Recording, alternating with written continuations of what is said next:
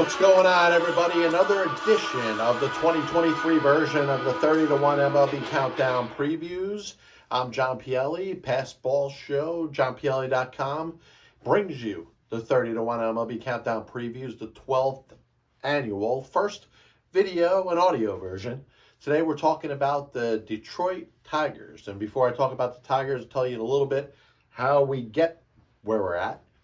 And I look at the Las Vegas over-unders and come up with a projected win total of each one of the 30 MLB teams. And then I rank them in order, most wins to least wins, and then I count backwards. I preview the team I think is going to have the worst record, and I move my way all the way up to number one. That's where we get the 30 to 1.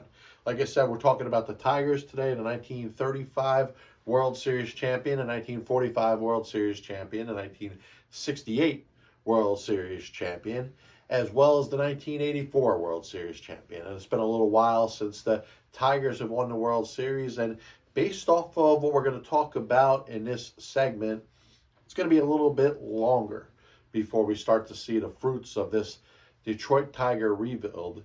They hired general manager Scott Harris, president, away from the Giants.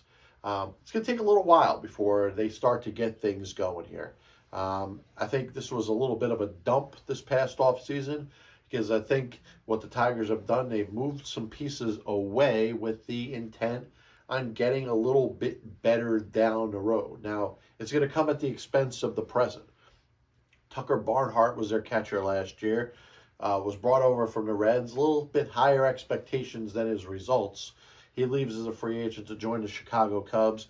Jeimer Candelario, who was given a chance to play a little bit of third base, left to join the Washington Nationals. Harold Castro is going to be a utility player for the Colorado Rockies. Kobe Clemens and Gregory Soto, I apologize. Gregory Soto, the relief pitcher, the one-time All-Star, left via trade with the Philadelphia Phillies. Free agent Andrew Chafin left to join the Arizona Diamondbacks. They traded Joe Jimenez to the Atlanta Braves. Now, that puts them in a tough spot because I think it's hard, especially when we're going to talk about the bullpen in a little bit. They brought in Nick Maton and Matt Vierling in the Soto trade. Michael Lorenzen, Cesar Hernandez, Trevor Rosenthal, Chasen Shreve, Matt Wisler, Andrew Knapp were all free agents that they brought in. Every one of them, for the exception of Lorenzen, in on minor league deals.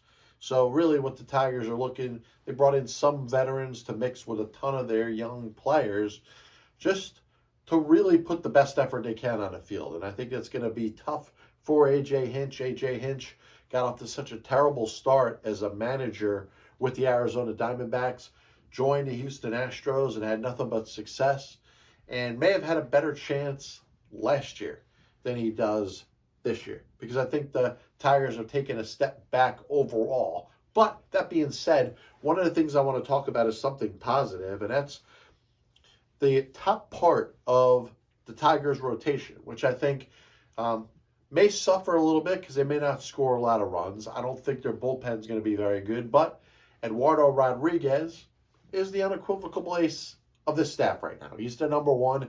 He's the guy in on a 5-year contract, and if everything is right with him, both physically and mentally, he should be able to go out there, make 30 starts, and pitch a ton of innings. Michael Lorenzen, former Reds, both pitcher and hitter, left to be a pitcher with the Los Angeles Angels last year, signs as a free agent. I think he's going to be able to do the same thing, eat up a lot of innings for the Tigers. Matthew Boyd, at one point, was pitching pretty well for the Tigers, is back as the number 3 starter, and then they got young pitchers Matt Manning and Spencer Turnbull pitching probably 4 and 5 in their rotation.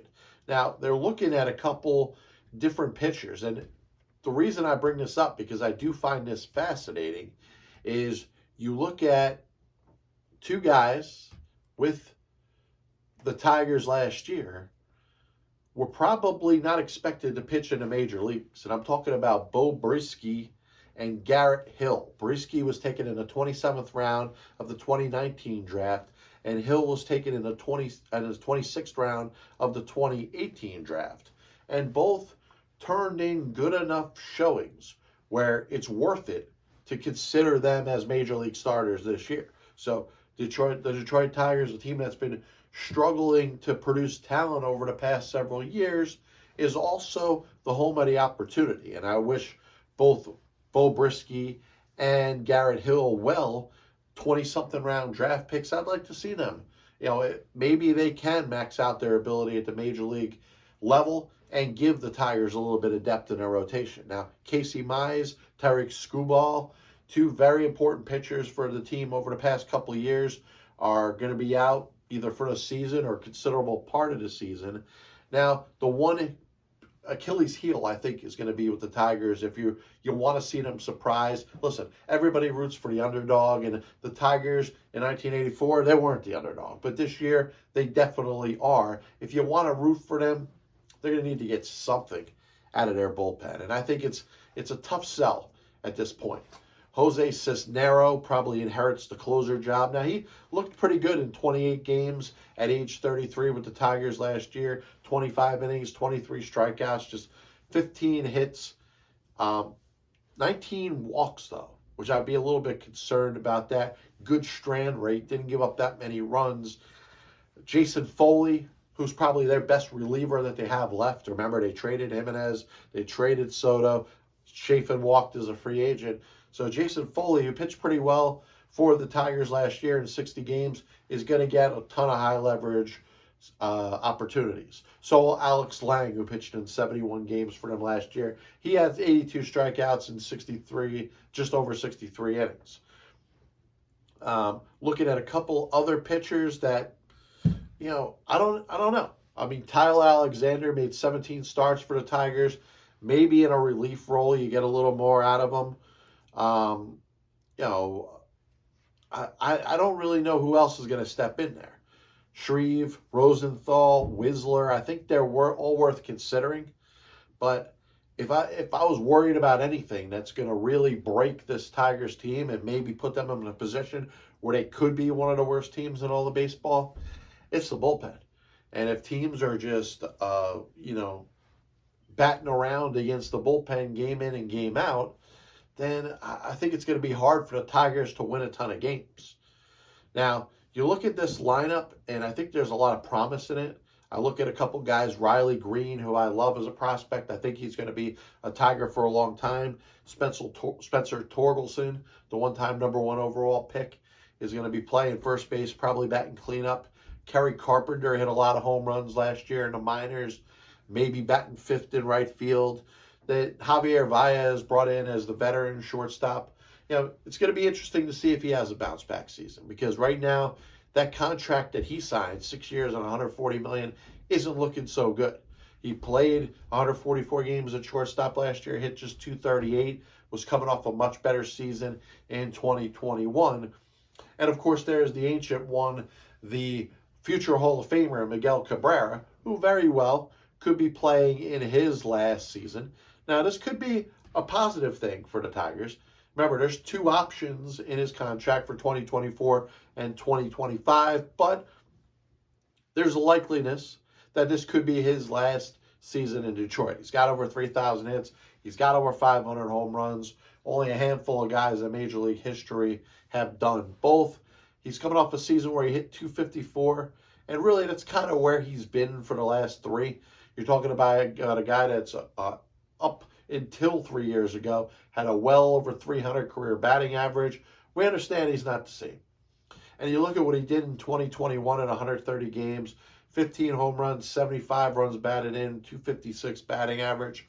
You figure if things go well for him as the full-time DH this year, maybe he could do something resembling that. But outside of that, if you're a Tigers fan, listen, I would go out to the Tiger Stadium, go out there to Comerica Park and watch Miguel Cabrera, because not too many people down the road are going to be able to talk about how it was to see him. He really is one of the best Tigers of all time. He's not Ty Cobb, he's not Al Kaline or Hank Greenberg or anybody like that, or Charlie Gehringer, but he is an all-time Detroit Tiger. And listen, in a season that may go to shit, which I really kind of feel like it's going that way, it might be nice to go out there and see Miguel Cabrera for what could be the last time.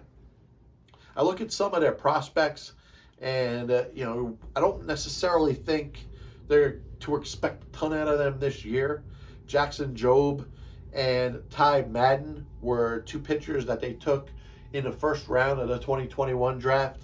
Jobe they took number 3 overall. Madden they took number 32 overall. Madden might be a little closer to the majors. He pitched in Double-A last year, looking pretty good. Jace Jung, second baseman, they took number 12 overall in the 2022 draft. It's probably a couple years away. Wilmer Flores, not to be confused with the San Francisco Giants infielder and former Mets hero. 130 Ks and just over 103 innings between High A and Double-A last season. Cole Keith, who statistically doesn't have a ton of impressive stats to say wow about, but in this spring to this moment, 20 spring training at bats, 2 doubles, a triple, 2 home runs. So that's 5 extra base hits and 20 at bats, 1 every 4 plate appearances, or 1 every 4 at bats. Something interesting to think about. Like I said, I wish I was more optimistic about the Tigers. I think things might get a little bit worse before they get better, but win-loss wise, I have them a 1 game better than they were last year. 2022, they were 66 and 96. I think they could be 1 game worse at 65 and 97. I got them last place in the AL Central. Hopefully, if you want to look at some things to look forward to, Miguel Cabrera gets a nice send-off. Maybe he comes back for another year or two. Maybe he shows he's got something left in the tank. But maybe you could get some improvements from Riley Green, Spencer Torkelson, Kerry Carpenter offensively, maybe a little bit of Turnbull and Manning. Like I said, Brisky and Garrett Hill, 2 20-something round draft picks that are certainly worth rooting for. Listen, it's going to be a long season for the Tigers, but hopefully 2024 is a little bit better. If you're interested in hearing me flap my yap mouth with some other MLB predictions, 30-1 MLB Countdown Previews brought to you by JohnPielli.com and the Past Ball Show. You can check me out on Spotify, Apple Music, Amazon Music, of course, videos on YouTube. Thank you very much. God bless you. And as always, I'll see you on the other side.